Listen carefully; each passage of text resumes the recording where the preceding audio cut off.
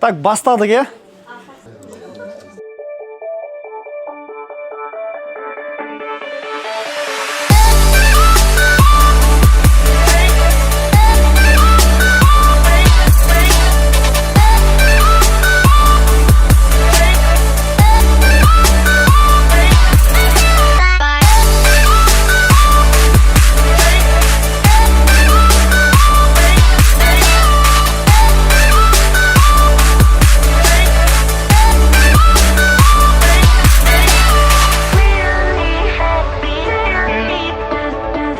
Всем же интересно, какие у меня отношения с супругой, да?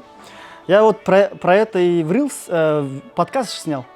Көрдіңіздер ма подкаст, жұбаймен бір подкаст түсіргенбіз. Негізі ондай гармоничный отношения сразу болған жоқ, я сразу скажу вам.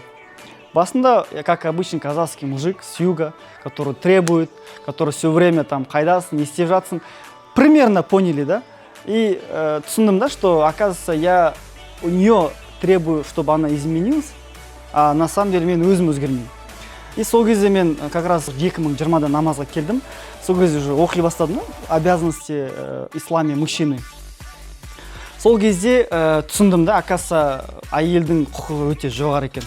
Именно в исламе. То, что әйел адам жаңағындай, если хочет, бізде қалай вообще пропагандирует ислам? Жена должна 4 детей рожать.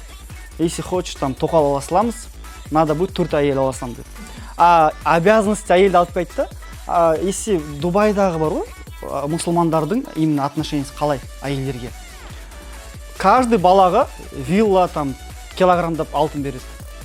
Каждый, ол еще үйдің жұмысын жасамайды. Хочет, не хочет, вообще сондай отношения. Вообще жасамайды да, короче, оған ешкім ренжімейді еще ол әйелге ше. И сондай отношения, да? А бізде тек қана несін ғана алған ғой, что она обязана. И поэтому бізде многие женщины страдают.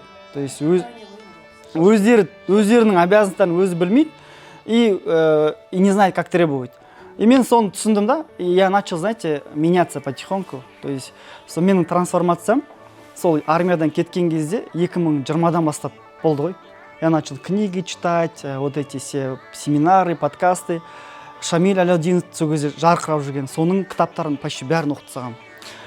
Потом уже маркетинг, ну это понятно.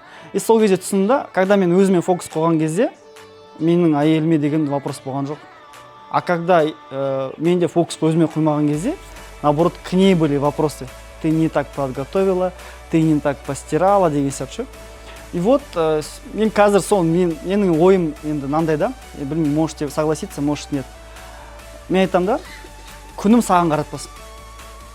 Құдай күнім саған қаратпасын. Потому что, и мен айтам, да, сенің де күнің маған қаратпау керек Құдай. Потому что біз екеуміз байтқан кезде қосылдық Құдайдың қалауымен. Біз солай өмір сүру керекпіз. Егер бір-бірімізге зависим болсақ, уже тағы да сыналамыз. И сондай отношениеден кейін менде уже как бы үй жиналып жатыр ма, жоқ па, тамақ дайын ба, дайын, вообще проблем нет бар в этом. И она довольна мной, я довольна ею, и так живем, короче. Әйел звондап айтып отыр, да? Жоқ, әйелім айтты, вот мен алдым, енді сен оқисың. Екеу қырылып қалған ғой, короче. Жоқ, ол маған керек емес, саған керек. Солай болып отыр, да? Екеуміз отырмыз қалады, не істейміз білмейміз. Сөйтіп, короче, сөйлесіп, әйелін успокоить етіп, екеуің де оқыңдар, короче, осы кісі қатыссын деп ше. Сөйтіп, бірақ өзің жалпы қалай болып бір айдың ішін айтып беріңіз, қандай өзгерістер болды әйеліңіздің? Бизнеске де жаңа отношениеге көмегі бола ма деп мен келіп отырмын ғой. Действительно өзгерістер бар, барлығы нәрсе, оказывается, адамның өзінде ғой. Өзі болғаннан кейін бәрі шешіледі. Біз, например, әйелге бәрі жүктей береміз ғой. Например, әкелеріміз, например, анамызды үйтті, бүйтті, орда соқты, сосын неуважение, даже гүлдеу берген көрмеппіз ғой. Менде де редко берем гүлді. Енді әкемізден көрген тәрбие шығар сол. Көрген жасадыңыз до этого. То енді конфликт, енді әйелім уже уважениесі басқаша. Білмеймін енді қай жақтан келетін. Әйелім уже сағат 8-де сабақ болады. Күнде қатысты. Сосын жаңағы бір жана фигурыңды ұста. Еде сөйлеген кезде анамла болады деген сияқты диетический жаңағы рецепт алды. Сонымен рецепт алып, дайындап, жаңа күнде азанда өзінің рецепт бойынша дайындап анау неге чатқа отчетін жібереді и өзімізде сол рецептті отырғызып қойған. Енді сонымен дұрысталып жақсы болып келе жатыр деп ойлаймын. А так мен өзімнің жұмысым жетеді жаңағы рекламада басқа тіршіліктер. А бірақ мына отношениені жақсы дұрыстайды да и бір орынға келтіреді ма деп ойлаймын. Қазір Бірақ ақша табу біреуге көмектесу әлі ойымда жоқ. Бірінші өзім дұрыстап алуым керек. әйеліңіз отношение дұрысталды ғой. Айтып отырмын ғой Қазір жаңағы жақсы, бәрін дұрыстайды, өзі мені итеріп былай. Енді басқа біреуге ауыстырайын десем Они же друг друга стоят. Обстановка бізді кездестірді осылай. Мен сізді көрдім, Дәулетті көрдім. Тартты да былай. Әлбетте басқа неше түрлі нелер бар ғой. Именно сіздерге тартылдым да ойланбай кірдім. Ниетіне қарап алдыңыз. Болады деп. Осы адамдармен түзу жолға түсеміз деп шештік. Все же на женщинах держится, верно?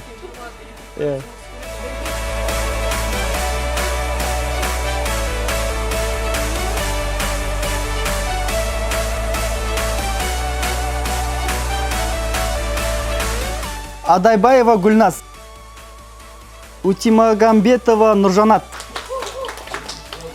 Нұржанат ханым, құтты болсын.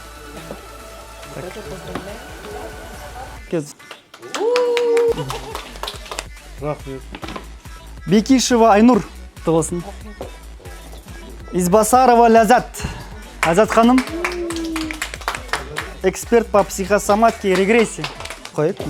Бай қойсын. Раисова Айнур. Раисова Айнур ханым, құтты болсын. Кадырова Сандуғаш. Сандуғаш ханым, құтты болсын. Сізге құтты болсын. Құтты болсын. Құтты болсын. Анар ханым, құтты болсын. Фото? Ақтау ханым, қалай сізге оқу ұнады ма? Өте керемет. Прям сабаққа, прям праздникке барғандай сөйтіп қуанып баратынымыз қазірде өміріме өте үлкен өзгерістер алып келіп жатыр. Прям барлық жағынан ашылып жатырмын. Сізде қандай запрос болды? Негізі мен бірінші регрессияға келдім ғой. Сосын регрессияда өзімнен результат көргеннен кейін оқуды шештім. Терапиядан өткеннен кейін түсіндіңіз жатыр, что керек бұл нәрсе. Өте керемет қазір. Ұнады ма? Өте жақсы. Ойыңыздан шықты ма? Иә. Мен бұл оқуға негізі келгенім, мен басында өзім психологияны оқып сөйтіп жүргенмін. Психолог боламын деп шешкенмін негізі. 2017-тен бері сол психологтың сабақтарын алып, өзіме жұмыс жасап деген сияқты. TikTok-тан көрдім. Сол жерде 1-2 эфирдің өзінде мен уже түсіндім да. Мына регрессолог маманы ол өте күшті. Маған өте ұнады. Мен өзіме де көмектесті. Менің деген отбасыма, менің мына карьерам барлығына өте күшті көмектесті. Мен қуанам, сізге алғысым шексіз, Аллах разы болсын. Өте күшті. Осы мамандыққа келгеніме, мен уже осы мамандықта адамдармен жұмыс жасап бастадым. Мен айта аламын, уже бірталай уже әйел адамдарға көмектесіп жатыр. Күйеуімен отношения. Көп ренжитін әйел адамдар, ажырасу, измена, сондайлар көп келеді. Нәтиже Аллаға шүкір. Маған келген клиенттердің барлығында ризашылықпен кетеді, өте жақсы. Өте ұнады, рахмет көп. Бұл салаға келген себебім өзім денсаулығыммен сыналдым. Кішкене ауырыңқырап, сол түрлі аурулар маған әр кезден жабыса берді. Енді осылай TikTok арқылы келдім, мен негізі қарап отырып. Рахмет сізге. Айтпағым, бұл маған өзім салам психология болғасын, кішкене оңайырақ келді. Қазіргі таңда клиенттермен жұмыс жасап жатырмын. Сізге көп рахмет, Алла разы болсын. Обученияға сол 2 айдан кейін көрдім, обученияға қабылдаймыз деген. Сонымен сразу ойланбай қатсам дедім ғой. Сонымен сенім мақталды, күшті болды. Отношениямен проблема бар еді. Ұлыммен отношенияда проблема бар еді. Сон бәрі шешілді, қазір бәрі жақсы. Еще мен клиенттер алып жүрмін. Ақша тауып жатырсыз, да? Тауып жатырмын, Құдайға шүкір. Бүгін я сегодня получила сертификат, диплом. Осы курсқа келгеніме өте қуаныштымын. Осы кісілердің арқасында менің өмірім 180 градусқа өзгеріп кетті деп айтсам болады. И вот поэтому сейчас на самом деле я приобрела себя. Я сейчас живу новой жизнью, я сейчас совсем совершенно другой человек. Даже имея медицинское образование, я не знала, что, познакомившись именно с психосоматикой, я обрету себя и еще таким образом буду помогать и другим людям. Поэтому моя благодарность безмерна. Поэтому если в вашей жизни происходят какие-то непонятные вещи, я вам предлагаю подумать, разобраться, и, возможно, именно психосоматика вам поможет разобраться в себе и также помочь другим людям, так же, как мы это делаем. Аман есен Құдай қаласа осы білім сіздерге қайырлы болсын. Көп адамдарға көмектесу, емделуіне, өмірлерінің дұрыс болуына, Құдай үшін көмектесуге себепкер болыңыздар. Алған білімдеріңіз тек қана жақсы жаққа қолданып, үлкен биіктерден, белестерден көріне беріңіздер. Аумин. Енді құрметті коллегалар, бүгіннен бастап біз барлығымыз коллегамыз. Мен бүгін тек сіздер үшін емес, мен үшін де бүгін ерекше күн. Бұл білімді сіздерге беріп, сіздердің өстіп өзгерулеріңізге себепші болғанымызға біз қуаныштымыз. Жалпы сіздердің болашақтарыңызға қатты сенеміз. Бұл психосоматика жай ғана білім емес, бұл сіздер адамдардың өмірін өзгерте аласыздар. Қаншама адамға жүрегіне бір жүрекпен жұмыс жасасаңыздар, істесеңіздер, сенім бере аласыздар. Адамдарды емдеуге көмектесе аласыздар.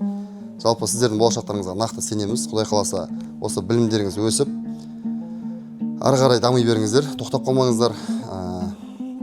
Алла қаласа, осы жолда барлық адамдарға көмектесейік, бірге ниетіміз бір жерде болса, әлі үлкен бір белестерге жетеміз. Енді Құдай қаласа, сіздерге жолдарыңыз ашық болсын дейміз. Және осы білім арқылы адамдардың батасын алып, көптеген адамдардың өмірін өзгертуге себепкер болыңыздар. Амин.